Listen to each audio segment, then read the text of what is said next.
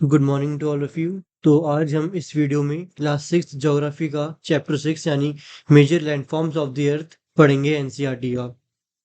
तो चलिए स्टार्ट करते हैं चैप्टर 6। चैप्टर 6 का नाम है major landforms of the earth. तो चैप्टर के नाम से पता चल रहा है कि हम इस पूरे चैप्टर में क्या पढ़ने वाले हैं कि जो भी अर्थ में लैंडफॉर्म्स होंगी, वेरियस टाइप्स ऑफ लैंडफॉर्म्स हम वो पढ़ेंगे। मतलब क्या कि जो भी अर्थ में जमीन है, लैंड है, तो वो बहुत अलग अलग टाइप के हैं। कोई किसी प्रोसेस से बना है, तो हम वो सब देखेंगे किस प्रोसेस से क्या बना और कैसे बने हैं।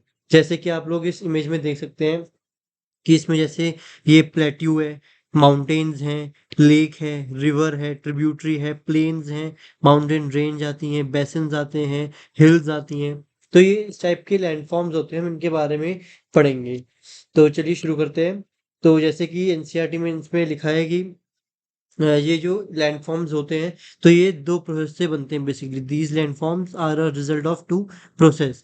तो बेसिकली पहला प्रोसेस क्या है? द फर्स्ट प्रोसेस और the internal process leads to the upliftment and sinking of the earth surface at several place. यानी कि पहला जो प्रोसेस होता है वो हमारा होता है इंटरनल प्रोसेस। मतलब कि क्या कि अर्थ सरफेस जो है वो बेसिकली अपलिफ्टमेंट हुआ है या फिर उसका सिंकिंग हुआ है किसी भी प्लेट का, कौन टेक्टोनिक प्लेट का, इसलिए वो होता है इंटरनल प्रोसेस। फिर सेकंड प्रोसेस आता है हमारा एक्सटर्नल। बात से पता चल रहा है, प्रोसेस से पता चल रहा है कि ये एक्सटर्नली कुछ आया होगा। जैसे कि अभी हम आगे पढ़ेंगे, जैसे ये इरोजन, डिपोजिशन, ये बेसिकली एक्सटर्नल प्रोसेस से होता है। बेसिकली क्या है? It is a continuous wearing down and rebuilding of the land surface. Basically ये कंटिन्यूअस होता है। तो हमें याद रखना होगा कि जो एक्सटर्नल प्रोसेस है ये एक कंटिन्यूअस प्रोसेस होता है। अब बात करते हैं थोड़ा और आगे। तो इसमें लिखा है the wearing away of the earth surface is called erosion. मतलब कि क्या कि जैसे आप लोग देखते होंगे ना कि समुद्र जो नदियां हैं, रिवर्स हैं, रिवर्स जब जाती हैं तो वो जब फ्लो करती हैं तो साथ में कुछ कुछ मिट्टी विट्टी लेके जाती है, डेब्रिस लेके जाती है। तो वो जब लेके चली जाती है ना अपने साथ, तो उसको हम कहते हैं कि wearing away of the earth surface. तो वो क्या करती है? वो इरोड करके ले जाती है। तो उसको हम, उस प्रोसेस को हम कहते हैं इरोजन। इसके बाद दूसरा प्रोसेस क्या होता है इसी में? The surface is being lowered by the process of erosion and rebuild by the process of deposition. तो इरोजन मतलब क्या क्या हो गया कि जो मिट्टी थी वो मिट्टी उठा के कहीं और ले गया, तो वो हो गया इरोजन कि वो इरोड करके चला गया। डिपोजिशन क्या होता है कि जो वो एक साथ अब लेके गया है तो वो कहीं ना कहीं डिपॉजिट भी कर रहा होगा। तो जब वो सारी मिट्टी को, डेब्रिस को, कंकड़ को, इन सबको ना कहीं डिपॉजिट करेगा, तो उससे क्या है कि जो जमीन है वो फिर से रिबिल्ड हो जाएगी। तो उस प्रोसेस को हम कहते हैं डिपोजिशन, की जितने भी डेब्रिस है, मटेरियल है, उसको वो डिपॉजिट करे। तो ये दो प्रोसेस होते हैं जो कि हमें याद रखना है कि किससे होते हैं। रनिंग वाटर से होते हैं, आइस से होते हैं और विंड से होते हैं। तो बेसिकली जो इरोजन और ये डिपोजिशन किसका पार्ट है? ये पार्ट है रनिंग वाटर का, आइस का और विंड से। अब हम पढ़ते हैं बेसिकली डिफरेंट लैंडफॉर्म्स, जैसे माउंटेन हो गया, प्लेट्यूज हो गए, प्लेन्स हो गए, इनके बारे में। बेसिकली डिपेंड होते हैं एलिवेशन में, स्लोप्स में, और बहुत सारे एस्पेक्ट्स इनके होते हैं। बेसिकली हम इन तीन के बारे में पढ़ेंगे। तो माउंटेन्स। अब माउंटेन के बारे में देखते हैं कि माउंटेन है क्या। माउंटेन क्या है? Mountain is any natural elevation of the earth surface. Basically mountain क्या है? एक तरीके का नेचुरल फिनोमिनन से बनते हैं, नेचुरल लैंडफॉर्म्स होते हैं, ये बात याद रखनी है। दूसरी बात, अर्थ सरफेस, जैसे मान लो ये अर्थ सरफेस है, तो इसके कुछ एलिवेशन में होंगे यानी कि कुछ हाइट में होंगे, तो वो चीज होगी माउंटेन हमारी। जैसे कि the mountains may have a small summit and a broad base. Broad base होता है इसका, बिल्कुल सही बात है। माउंटेन कैसे होते हैं? ऐसे बनते हैं माउंटेन्स। तो ये क्या है? ब्रॉड बेस ही तो बना है इसका। तो ये सही बात लिखी है कि जो माउंटेन्स होते हैं उनका स्मॉल समिट होता है और ब्रॉड बेस होता है। इसके बाद ये बेसिकली कंसिडर मान जाते हैं higher than the surrounding area. तो जैसे कि अगर आप किसी पहाड़ वाले इलाके में जाएंगे तो आपको पता चलेगा कि जैसे माउंटेन स्टार्ट होते हैं ना, तो वो आपको थोड़े उस एरिया से ऊपर को मिलते हैं। जैसे कि अगर आप, जैसे ये है, अब ये क्या, ये कौन सा एरिया हो गया? ये प्लेन्स का एरिया हो गया, normal basic level, normal level है। यहाँ से अचानक से ये पहाड़ चढ़ना शुरू होते हैं, तो ये होते हैं हायर। जो लिखा है इसमें, it is considerably higher than the surrounding area. फिर some mountains are even higher than the cloud. सही बात है। आप कभी माउंट एवरेस्ट या इन टाइप की माउंटेन्स को पीक में देखेंगे तो पता चलेगा कि ये क्लाउड से भी ऊपर होते हैं। और उसके बाद क्या होता है कि as you go higher the climate become cold. सही बात है। जैसे जैसे हम हाइट चढ़ती हाइट बढ़ती है वैसे वैसे टेम्परेचर घटता है। सही बात है, ये तो बेसिक फिनोमिनन हुआ। इसके बाद कुछ माउंटेन्स में there are permanently frozen rivers of ice. जैसे कि कभी-कभी ना जो माउंटेन्स होते हैं उसमें क्या होता है कि आइस जो होती है ना बहुत जम जाती है, बिल्कुल फ्रोज हो जाती है बिल्कुल, जैसे अंटार्कटिका का ग्लेशियर्स हो गए। तो वो क्या है, ग्लेशियर ही तो है एक तरीके का, तो उसको हमने ग्लेशियर कहा है। तो ये बात याद रखनी है कि जो permanently frozen rivers of ice होते हैं उसको हम ग्लेशियर कहते हैं। और ये कहाँ पाए जाते हैं, ये पाए जाते हैं माउंटेन्स रीजन में, कहीं और नहीं पाए जाएंगे। क्यों? क्योंकि ग्लेशियर्स क्या कब बनते हैं, जब वो परमानेंटली फ्रोज हो जाए।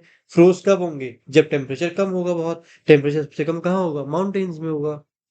तो ग्लेशियर्स कहाँ बनेंगे, माउंटेन्स में बनेंगे। इसके बाद there are some mountain that you can't see as they are under the sea. ठीक है, ये भी है कि मतलब माउंटेन्स जो हैं वो बेस लेवल के ऊपर से भी होते हैं और कुछ कुछ नीचे भी बनते हैं, जो कि सी माउंट में होते हैं, जो कि अंडर वाटर बनते हैं, अंडर ओशन बनते हैं। वो हम आगे पढ़ेंगे इस चैप्टर में।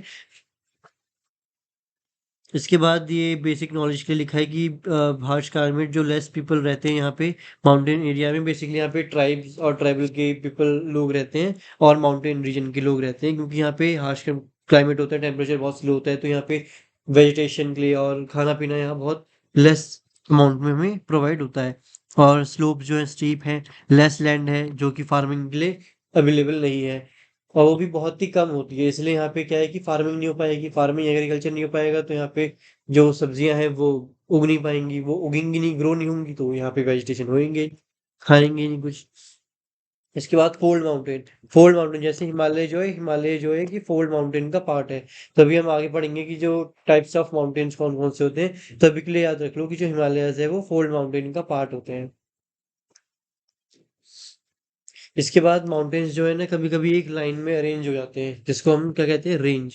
कि ये माउंटेन रेंज है, mountains may be arranged in a line known as range. तो रेंज क्या है, माउंटेन रेंजेस होती हैं कि माउंटेन जो है वो एक लाइन में खड़े हो गए हैं, अरेंज हो चुके हैं एक पर्टिकुलर लाइन में, तो उसको हम कहेंगे माउंटेन रेंज। और जो है जैसे कि अगर हम इंडिया की बात करें तो जैसे ट्रांस हिमालय हो गए, ग्रेटर हिमालय। अब ट्रांस हिमालय में जैसे लाइन से आते हैं, एक रेंज काराकोरम रेंज आती है, लद्दाख रेंज आती है, कैलाश रेंज आती है। तो ये क्या है, माउंटेन रेंजेस हैं। अब जैसे हिमालयाज हो गए, ये एक माउंटेन रेंज है। एल्प्स हो गए, एंडीज हो गए, ये माउंटेन है कहाँ के, एशिया, यूरोप और साउथ अमेरिका रिस्पेक्टिवली के। जैसे हिमालयाज एशिया के हो गए, एल्प्स यूरोप के हो गए, एंडीज साउथ अमेरिका के हो गए। अब हम बात करते हैं डिफरेंट टाइप्स ऑफ माउंटेन्स की। जैसे कि यहाँ पे basically there are three types of mountain, जो कि एक फोल्ड माउंटेन, एक है ब्लॉक माउंटेन, और एक होता है वॉल्केनिक माउंटेन। तो जैसे नाम में ही हमें समझ में आ रहा होगा कि फोल्ड माउंटेन में क्या होगा, फोल्ड माउंटेन होगा कि जो कि माउंटेन्स जो फोल्ड होंगे। ब्लॉक माउंटेन में क्या होगा, ऐसे माउंटेन जो ब्लॉक टाइप से बने होंगे, ब्लॉक्स बने होंगे, जैसे हम लोग देखते हैं ना कभी कभी सोसाइटीज में ब्लॉक बने होते हैं कहीं कहीं पे। तो माउंटेन्स में भी ब्लॉक्स बने होंगे। एक है, फिर थर्ड है हमारा वॉल्केनिक माउंटेन, मतलब क्या, ऐसे माउंटेन जो वॉल्केनिक ओरिजिन होंगे, जिससे मतलब वॉल्केनो बना होगा, इस टाइप के माउंटेन्स होंगे। अब जैसे हम पढ़ते हैं हिमालयस माउंटेन के बारे में, जो इंडिया में है, और जो एल्प्स है हमारा यूरोप साइड, वहाँ की बात करते हैं, तो ये दोनों कैसे हैं, यंग हैं, फोल्ड माउंटेन्स हैं। तो ये हमें याद रखना है क्या, इनके फीचर्स कैसे, यंग है, कोई पुराने नहीं है, बहुत ही यंग है ये। यंग है तो इसलिए वीक भी बहुत जल्दी होते हैं, इसलिए बहुत जल्दी ये टूटते भी हैं। लैंडस्लाइड्स, एवलांचेस यहाँ पे इसलिए ज्यादा आते हैं, क्यों, क्योंकि यंग है। यंग होंगे तो वो भी वीक होगा, वीक है इसलिए ये यहाँ पे जो भी नेचुरल कैलामिटीज आती हैं सबसे ज्यादा आती हैं। फोल्ड माउंटेन्स हैं, रग्ड रिलीफ है और हाई कोनिकल पीक्स होती हैं इनकी। अरावली रेंज के बारे में बात करते हैं यहाँ पे। अरावली रेंज जो है in India is one of the oldest fold mountain system in the world. अब यहाँ पे क्या लिखा है, जो अरावली रेंज है वो ओल्डेस्ट फोल्ड माउंटेन है, मतलब फोल्ड माउंटेन तो है ही, लेकिन ओल्डेस्ट है। तो ओल्डेस्ट है मतलब कि क्या, वो स्टेबल होगा, वहां पे कोई ऐसी प्रॉब्लम्स नहीं आएंगी। लेकिन ये यंग है तो ये अनस्टेबल होगा। अब the range has considerably worn down due to the process of erosion. तो वहां पे क्या हुआ है ना, बहुत बार इरोजन हुआ है। अभी हमने पढ़ा था इरोजन मतलब क्या होता है कि बहुत सारी नदियां जो है मिट्टियां लेके चली जाती हैं अपने साथ, इरोड करके चली जाती हैं, वेयर एंड टियर आउट हो जाता है। तो वो क्या है, वही है इरोजन का पार्ट। बेसिकली वही एक प्रोसेस होता है इरोजन का। अब जो एवलांचे हैं, ये avalanches in the North America and the Ural mountain, basically Russia, जो हमने अभी एक बार पढ़ा भी था चैप्टर में कि यूराल माउंटेन्स कौन है। यूराल माउंटेन्स वो होते हैं जो रशिया, मतलब जो बेसिकली वेस्ट रशिया में है, और एशिया एंड जो यूरोप हैं उनको सेपरेट करते हैं। कौन? Ural mountains. इनके क्या है rounded features and low elevation. ये बहुत ही लो एलिवेशन में, मतलब ज्यादा हाई पीक में नहीं है। और they are very old fold mountains. ये भी एक फोल्ड माउंटेन है, लेकिन ओल्ड है ये भी अरावली की तरह।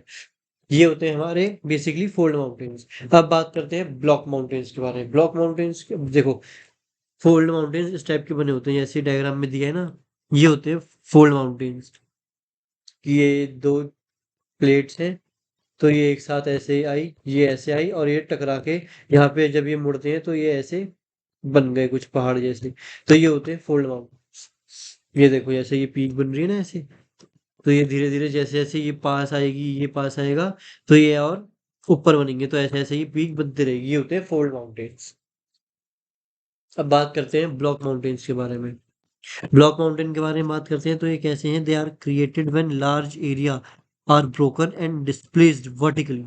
यानी कि जब ये दोनों ब्लॉक माउंटेन्स जो होते हैं, जैसे ये प्लेट है, ये एक प्लेट है, ये एक तीसरी प्लेट है, तो क्या हो रहा है कि इनके बीच दूरियां बढ़ रही है। जैसे इसमें क्या हो रहा था? कन्वर्ज हो रहा था। हम कह रहे थे ना कि मतलब ये पास आ रहा है, ये भी पास आ रहा है, लेकिन इसमें क्या है कि ये दूर हो रहे हैं। तो जब ये दूर होते हैं, कोई इधर जा रहा है, ये इधर जा रहा है, तो क्या होगा कि ये जो नीचे की चट्टान होगी वो ऊपर उठ जाएगी, ये थोड़ी नीचे हो जाएगी। तो ये ऐसे ही होता है, जैसे यहाँ पे देखो लिखा भी है, जो ये डायग्राम बन रखा है। ये देखो, ये ऊपर गई, ये नीचे गई, ये ऊपर चली गई, ये नीचे चली गई, तो ये ऐसे ब्लॉक्स बन गए ना, एक ब्लॉक, दूसरा ब्लॉक, तीसरा ब्लॉक। तो ये ब्लॉक माउंटेन्स ऐसे होते हैं, जो कि अपलिफ्टेड ब्लॉक को हम कहते हैं हॉर्स्ट, और लोअर ब्लॉक्स को हम कहते हैं ग्रेवन। तो ये पॉइंट हमें याद रखना है कि होर्स किसको कहते हैं? जो अपलिफ्टमेंट वाले ब्लॉक्स होते हैं उनको। और ग्रेवन किसको कहते हैं? जो डाउनवर्ड्स वाले होते हैं, जो कि लोअर ब्लॉक्स होते हैं। कभी कभी ये पूछ लेते हैं टिक दी करेक्ट आंसर्स में और मैच द फॉलोइंग में, कि होर्स किसको कहते हैं, ग्रेवन किसको कहते हैं। तो वहाँ पे बहुत कंफ्यूज होते हैं कि अपलिफ्टमेंट वाले किसको कहते हैं। तो जो ऊपर होगा वो होगा होस्ट, और जो नीचे होगा वो होगा ग्रेवन। और ये तो ये कुछ एग्जांपल दिए ब्लॉक माउंटेन की, जैसे राइन वैली हो गई, वेगस माउंटेन हो गई यूरोप के, वो कुछ एग्जांपल्स होते हैं इस माउंटेन सिस्टम के। इसके बाद बात करते हैं वॉल्केनिक माउंटेन्स की। ये थर्ड है, volcanic mountains. Volcanic mountains basically मैंने आपको बताया था, वॉल्केनिक माउंटेन्स जो होते हैं form due to volcanic activity. मतलब वहाँ पे कहीं मान लो ये एक रीजन है, तो यहाँ पे क्या होगा कि ये वॉल्केनो फटे होंगे, बहुत सारे वॉल्केनिक एक्टिविटीज हुई होंगी। इसकी वजह से क्या है कि माउंटेन्स बन गए। जैसे ये माउंट किलिमंजारो है अफ्रीका का, और ये फुजियामा है जापान का। तो ये वॉल्केनिक माउंटेन्स है, वॉल्केनिक ओरिजिन है, मतलब कि ये वॉल्केनिक से बने हैं। तो इनका जो ओरिजिन हुआ है ये वॉल्केनिक एक्टिविटी की वजह से हुआ है। तो ये जो माउंटेन्स है वेरी यूजफुल होते हैं, क्यों? क्योंकि they are a storehouse of water. तो इनके अंदर क्या है ना, बहुत सारा पानी भरा होता है, तो ये बहुत स्टोर करके रखते हैं। इसलिए ना इस टाइप के वॉल्केनिक माउंटेन्स को हम कहते हैं storehouse of the waters. और many rivers have their source in the glacier in the mountain. सही बात है। जो ग्लेशियर्स हैं वो क्या है? जो रिवर्स हैं वो बहुत ज्यादा ठंडी हो गई, ठंडी हो गई तो वो फ्रोजन बन गई, बिल्कुल आइस की तरह। अब वो परमानेंटली फ्रोज हो गई तो वो ग्लेशियर बन गए। तो ग्लेशियर में ज्यादा पानी होगा। तो वही कह रहा है कि जो मैनी रिवर्स हैं उनका सोर्स कहाँ से आता है? ग्लेशियर से आता है। जैसे आप कभी गंगा देखोगी, तो गंगा नदी कहाँ से आती है? गंगोत्री ग्लेशियर से। तो जितनी भी इस टाइप की हिमालयन रिवर्स है ना, वो ज्यादातर किसी न किसी माउंटेन से आती होंगी, या फिर किसी न किसी ग्लेशियर से आती होंगी। Reservoirs are made and the water is harnessed for the use of people. सही बात, कि रिजर्वायर्स बनाए जाते हैं। रिजर्वायर मतलब कि जो पानी को कलेक्ट करके रखे, एक तरीके का स्टोर हाउस टाइप समझ लीजिए आप लोग, कि रिजर्व किया जाता है बहुत सारा पानी को, ताकि वो आने वाले टाइम में हम लोग पीपल्स यूज कर पाए फार्मिंग करने के लिए। बेसिकली हिमालय रीजन में भी हमने पढ़ा भी था, वहाँ पे हार्श कंडीशन होती है, तो वहाँ पे पानी की कमी होगी, फार्मिंग नहीं हो पाएगी, लैंड अच्छा नहीं है, कल्टीवेशन टाइप नहीं है। तो इसीलिए रिजर्वायर्स बनाए जाते हैं, डैम बनाए जाते हैं वहाँ पे। फिर इसके बाद जो वाटर है from the mountains is also use for irrigation. देखो मैंने अभी वही बात बोली कि जो वाटर है माउंटेन का वो इरीगेशन के लिए यूज होता है, और generation of the hydro electricity dam basically. तो जो रिवर वैलीज हैं और टेरेसेस हैं are ideal for cultivation of crops. Mountains have a rich variety of flora and फना।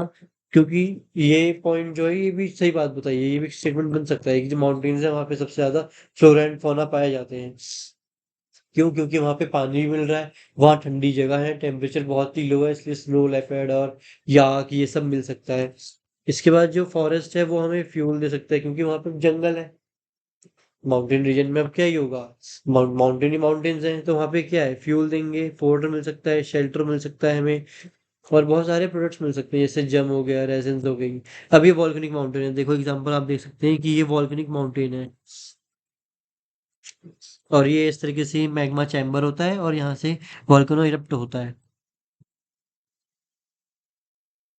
तो बेसिकली जो माउंटेन्स हैं, माउंटेन्स हमारे पैराग्लाइडिंग इन सब के लिए भी काम आता है, जैसे कि it provide the site for tourist basically, कि कभी कभी हिमालयंस में लोग घूमने चले जाते हैं, पैराग्लाइड करते हैं, ये paragliding, hang gliding, river rafting करते हैं, जैसे ऋषिकेश में हो गया, वो एक माउंटेन रीजन में आ जाता है हमारा, तो वहाँ पे रिवर राफ्टिंग होती है बहुत। तो ये होता है हिमालयंस, तो ये था हमारा हिमालय, एक लैंडफॉर्म। अब हम दूसरे लैंडफॉर्म की बात करते हैं जो कि है प्लेट्यू। अब हम प्लेट्यू की बात करते हैं, तो प्लेट्यू क्या है, एक एलिवेटेड फ्लैट लैंड है। जैसे कि माउंटेन क्या था, ये माउंटेन था, चट्टान, ये बेस लाइन है समझ लो आप लोग, ठीक। तो ये क्या है, माउंटेन आ गई, जिसका ब्रॉड फीट है, और ये टॉप पीक में है पूरा। प्लेट्यू क्या है कि एलिवेटेड फ्लैट लैंड होगा, मतलब कि क्या, ऐसा होगा कुछ इस टाइप का, कि ये बिल्कुल फ्लैट लैंड है। टेबल टॉप भी कह सकते हैं जिसको हम, टेबल टॉप और लैंड स्टैंडिंग अबव दी सराउंडिंग एरिया, मतलब कि थोड़ा सा ऊपर उठा होगा लेकिन फ्लैट टॉप हो।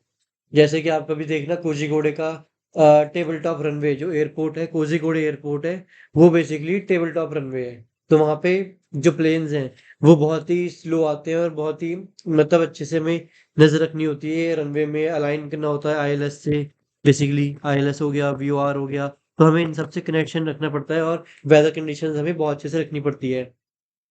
तो चलो पायलट छोड़ो, तो ये टेबल टॉप रनवे आ गया बेसिकली, ठीक है। मैं टेबल टॉप, ये प्लेट्यूज होगा एक तरीके की, जिसका फ्लैट लैंड होता है, और यहाँ पे बेस थोड़ा सा ऊपर उठा होता है सराउंडिंग एरिया से, जो कि एक तरीके से आप समझ लो, कंपैरिजन करना है तो माउंटेन की रेंज ज्यादा बड़ी होती है, प्लेट्यू कम होती है, लेकिन सराउंडिंग एरिया में देखें तो पहले प्लेट्यू बनेगा, प्लेट्यू के ऊपर माउंटेन होंगे बहुत सारे।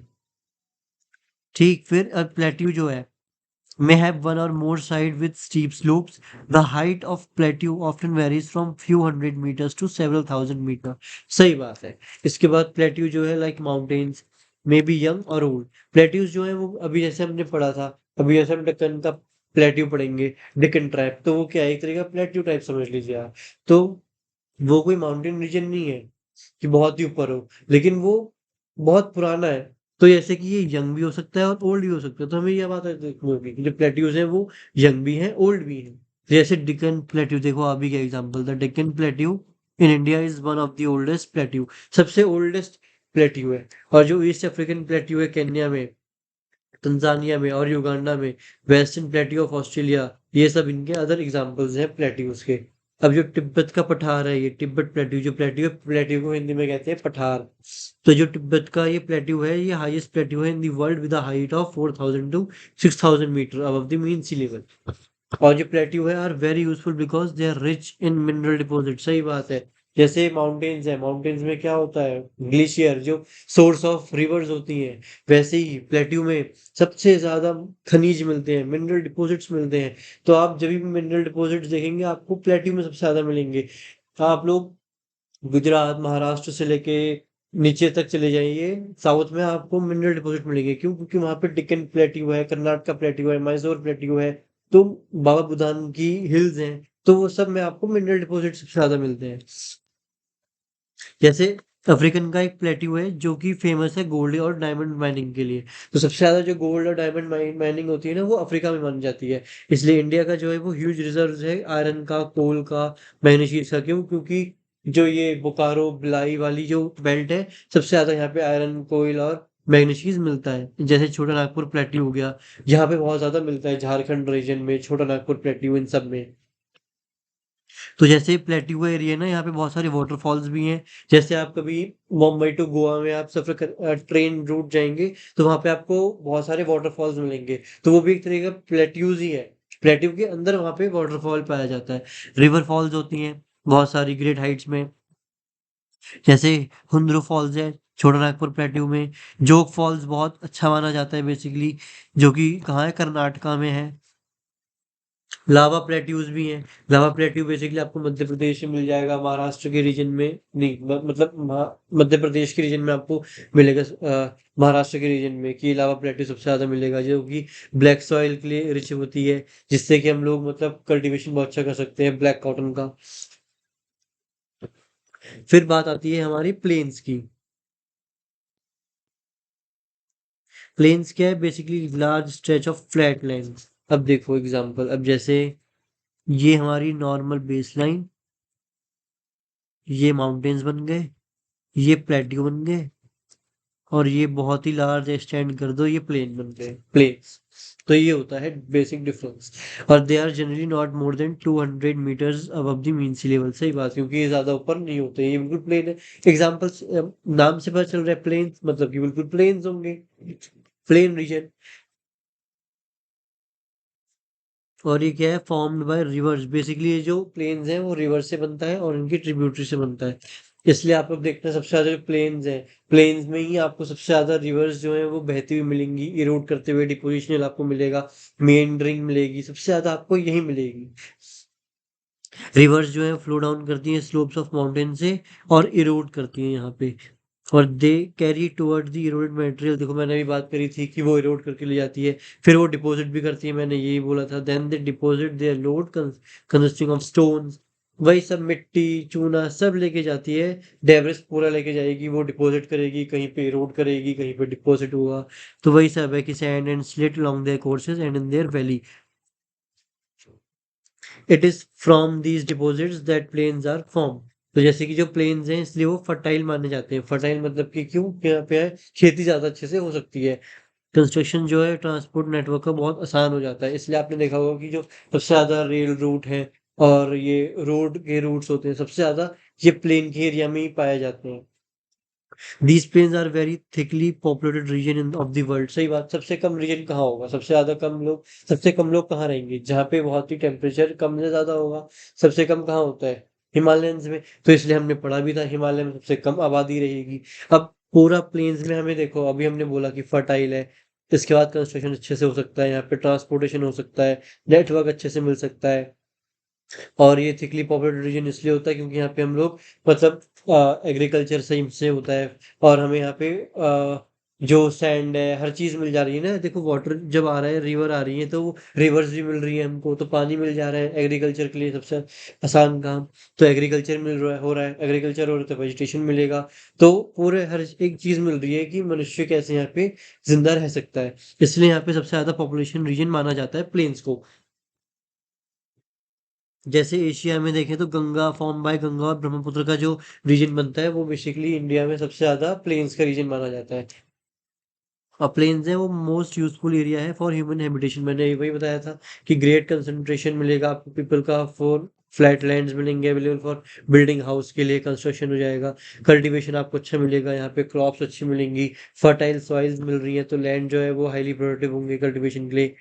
जैसे इंडो गंगेटिक प्लेन्स है, वो सबसे ज्यादा डेंसली पॉपुलेटेड रीजन होता है हमारे कंट्री का सबसे ज्यादा। देखो ये एग्जांपल डायग्राम दिया है फिगर 6.6 में प्लेन्स का, कि देखो कुछ लोग खेती कर रहे हैं, यहाँ पे देखो रिवर जा रही है, ये कुछ पेड़ आ गए, इतने सारे फॉरेस्ट एरिया टाइप आ जाता है, यहाँ पे ये लोग क्रॉप कल्टीवेशन कर रहे हैं। तो इस तरीके से पूरा प्लेन हमारा जो है वो बहुत ही फर्टाइल बनता है। अब लैंड फॉर्म्स एंड पीपल की बात करते हैं, तो वो जैसे कि अब जैसे कि लैंड फॉर्म्स एंड हम पीपल की बात करते हैं, जैसे ह्यूमंस हैं। अब हमने देखा कि जो ह्यूमंस हैं बहुत different different types of land forms में रहते हैं जो अर्थ में। जैसे कि कोई माउंटेन रीजन में रह रहा है, हिली रीजन में रह रहा है, कोई प्लेट्यूज में रहेगा, कोई हिल्स में रहेगा, कोई प्लेन्स में रह रहा है सबसे ज्यादा आबादी। तो सबकी अपनी अपनी बेटर कंडीशंस होती है। तो प्लेन्स जो है सबसे प्रोवाइड करते हैं much better condition. It is easy to grow crops, build a house, road in a plain than a mountain.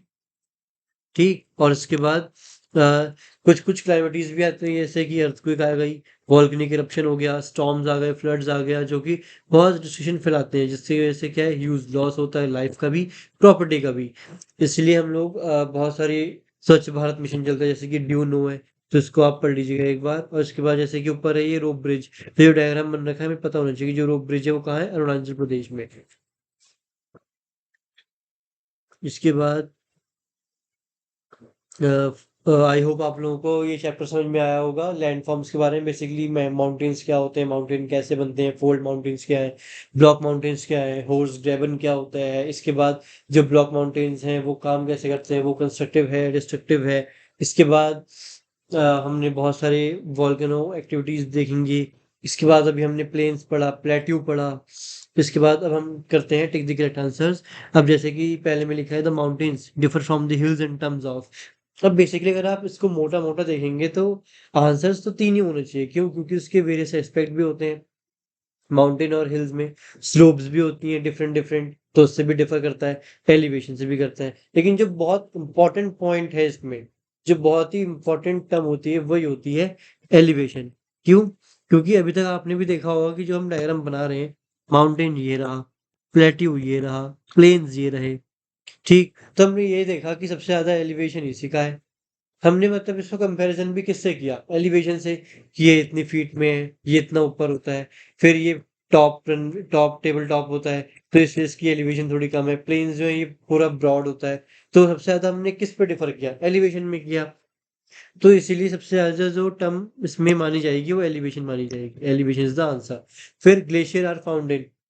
अभी हमने पढ़ा था ग्लेशियर क्या होते हैं। ग्लेशियर्स होते हैं जो कि बहुत रिवर्स जो होती हैं वो फ्रोज हो जाती हैं, परमानेंटली फ्रोज होती हैं, और वो आइस में कन्वर्ट हो जाती हैं बहुत बड़ी।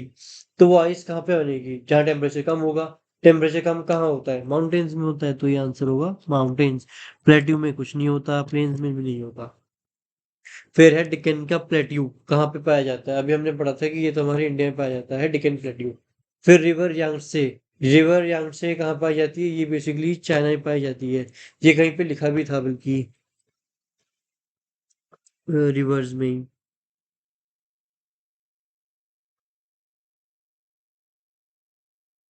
ये जैसे हमने इसमें पढ़ा था ना कि ये गंगा और ब्रह्मपुत्र इंडिया में पाई जाती है जब प्लेन्स आता है, और यांगसे कहाँ है? चाइना में है ये। तो इस तरीके से हमें हर चीज पढ़नी पड़ती है कि ताकि हमें सारे आंसर्स आ पाए। फिर है the important mountain range of Europe. अच्छा, एंडीज और रॉकीज ये तो हमारा नॉर्थ और साउथ अमेरिका में है। एल्प्स बचता है, एल्प्स ये हमारा यूरोप में है। हिमालयस कहाँ है? एशिया में है। ठीक है, एल्प्स कहाँ है? यूरोप में है। आई होप आपको ये वीडियो अच्छी लगी होगी और समझ में आया होगा आपको चैप्टर 6। Thank you.